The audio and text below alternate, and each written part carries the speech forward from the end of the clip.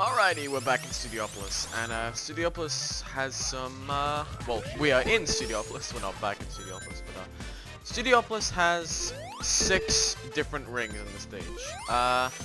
Sorry, I just got away with Ugh. So, basically, here is the first ring. Now, to get here, if the game wants to, cooperate, what you're gonna want to do is from here, you're going to want to jump back onto this platform and roll down there. That'll take you to the first special ring. Now, the second special ring. What you're going to want to do is you're going to want to continue on the normal path once you get up to here.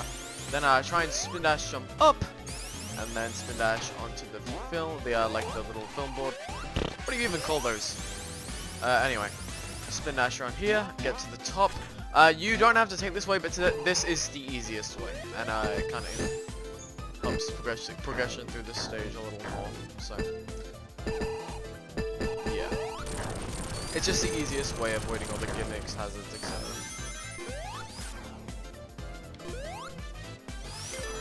Just continue along the top route.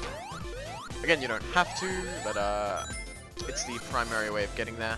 And you want to roll down the end, and you want to hit this platform. You're gonna want to go into the Hornet.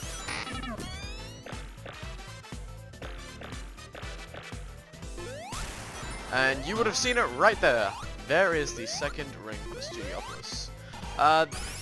The placement of these, the first one I find really unusual because it's really close to the side of the stage. No one the stage really does that, so it's neat. Ooh, I screwed up. There we go. You want to go down here. The third placement is you're gonna have to be a little careful with it because you may miss it or you may overshoot. So just keep along this path, and you want to stop here. You're gonna want to hit the spring, but don't hold forward. So then you can just make it into here, like the ring, and bravo. We're done with Studiopolis Act 1. We're gonna have to go through the boss fight, considering I'm not actually editing these videos, I'm just uploading them straight, raw.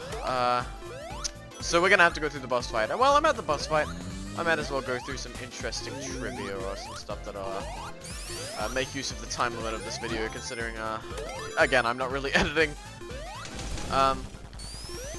As long as I want to keep them 4K, I have to raw upload them. But yeah, anyway. If you look at the sprite of the boss here, the heavy gunner, you'll notice that whenever I hit the blue thing back, his eyes start flashing and changing, which is a really nice little sprite animation. That was a nice little detail. So yeah, that's a thing. You'll also notice that randomly, the egg robos appear in this stage, but they never actually appear again in the game, which is okay, considering the egg robos are kind of like the main villains. If we're talking about the hard-boiled heavies here, so they kind of fit that theme into a bigger, larger role, while at the same time making little references to them, and that's really cool.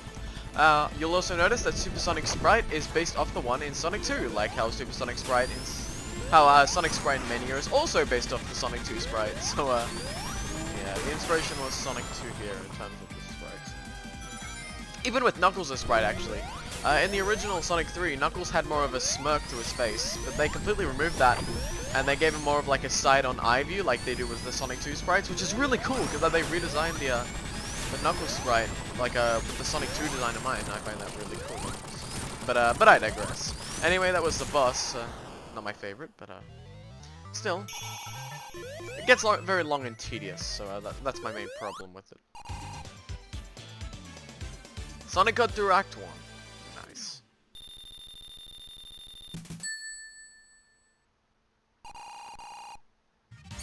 Means nothing to me, but anyway, we are in Studiopolis Act 2, and sorry if I don't explain things very well, because I'm really busy talking and I just kind of go off.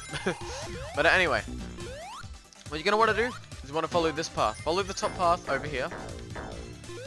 Act like just continue as normal on like a normal path, like you usually would. And then when you get to here, hit the springs. Ooh, I screwed up there. Then watch out, because these fall. You want to get to the top here and onto this road. Now, you're gonna want to get a build of speed.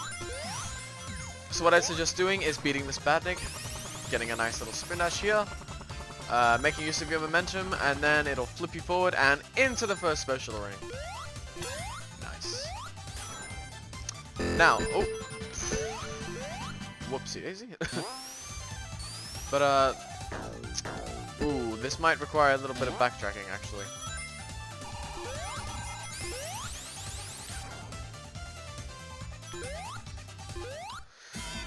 I gotta see if I can cheese my way back. Give me a second.